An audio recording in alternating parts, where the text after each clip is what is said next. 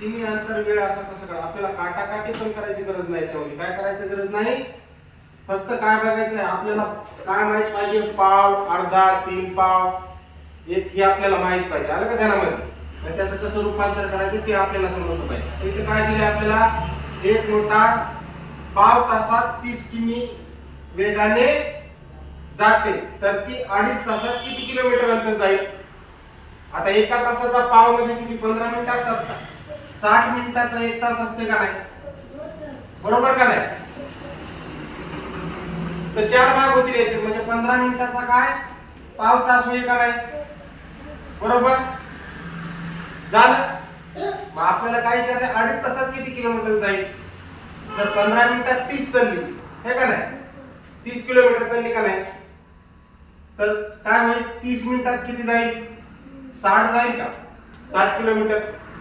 आणि 60 मिनिटात याच्या दुप्पट होईल, 120, बरोबर का नाही.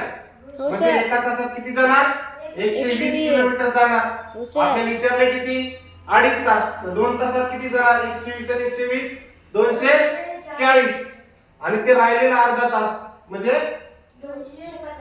नाही नाही, ते राहिलेला अर्धा तास आहे ना, म्हणजे 30 मिनिटं, 30 च्या दुप्पट 60, म्हणजे हे 240 आणि ते 60 किती होणार, 300 होईल का नाही. 300 किलोमीटर. पण मात्र काय 300, काय काटाकाटी पण करायची गरज आहे का, मनातल्या मनात आपण हे गणित करू शकतो का नाही.